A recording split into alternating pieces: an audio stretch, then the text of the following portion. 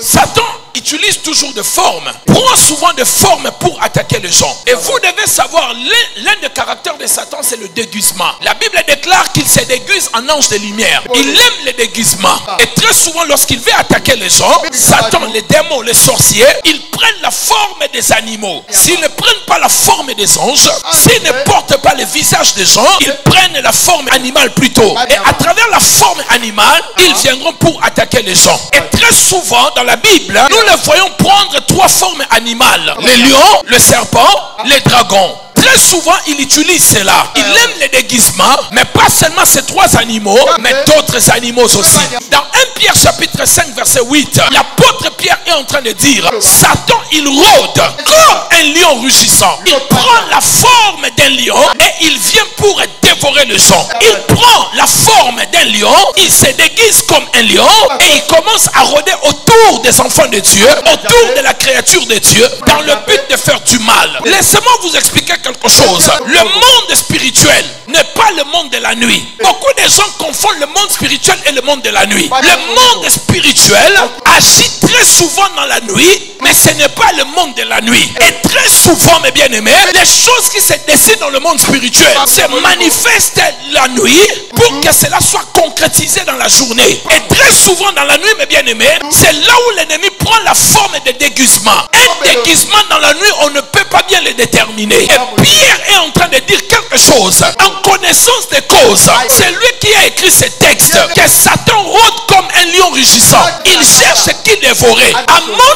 À mon avis, je dis bien à mon avis, ça n'engage que moi, c'est que je suis en train de dire. Je pense bien que Pierre s'est rappelé de la nuit la plus dangereuse de sa vie, lorsqu'il a failli passer, lorsque Satan voulait le cribler. Il se rappelle de cela lorsqu'il écrit 1 Pierre 5, 8.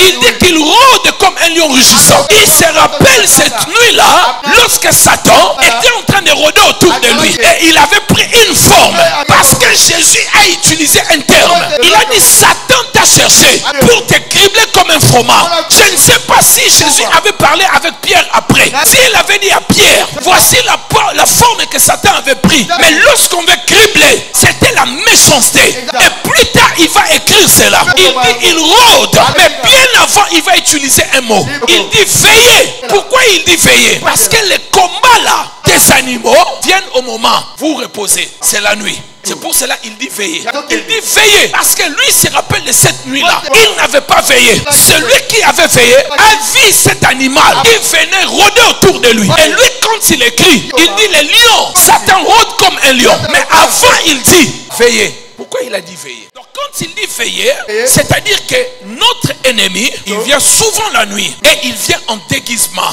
comme un animal, souvent dans le but de nous déchirer, de nous faire du mal. Et très souvent il vient comme un lion, il vient comme un ours, il vient comme un loup, il vient comme un chien, il vient comme un chat, il vient comme une souris. Nous ne devons pas prendre cela comme de la blague, parce que vous n'avez pas encore rêvé des animaux. Si tu as déjà fait un rêve où tu as été attaqué par un animal, si tu n'es pas un vrai chrétien, tu ne fermeras même plus l'œil pour dormir. Je sais de quoi je vous parle. Si vous avez été attaqué par des lions, par des loups sauvages, et quand tu te réveilles pour fermer les yeux et dormir, il faut être un bon chrétien. Parce que Satan utilise les animaux. Certains d'entre vous ici, vous avez rêvé des animaux qui vous ont attaqué. C'était l'ennemi qui a pris le déguisement d'un animal. Et ainsi, mes bien-aimés dans le Seigneur, vous devez comprendre cette logique que je suis en train de dire. Tout dépend du niveau d'attaque dont vous serez victime. Vous tous, vous ne serez pas attaqués par des lions. Vous tous, vous ne serez pas attaqués par des loups. Tout dépend de votre destinée. Ici, nous voyons dans Apocalypse 12, à partir du verset 2. Cette femme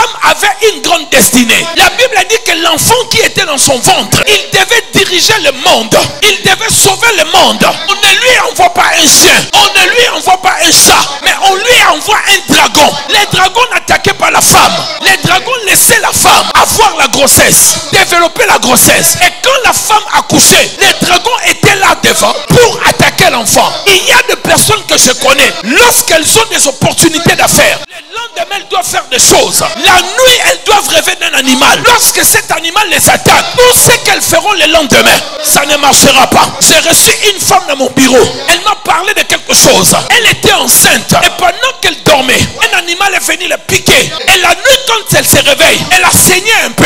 Dans la journée, elle a fait la fausse couche. Frères et sœurs, les attaques des animaux existent. Mais je déclare ici comme un oint de l'Éternel. Si vous êtes victime des attaques des animaux dans vos songes ou les membres de votre famille, nous détruisons cela au nom de Jésus. Que l'épée de l'Éternel puisse poursuivre tout serpent, tout lion, tout loup, tout chat, toute souris qui vous poursuivent dans les rêves. Et cela au nom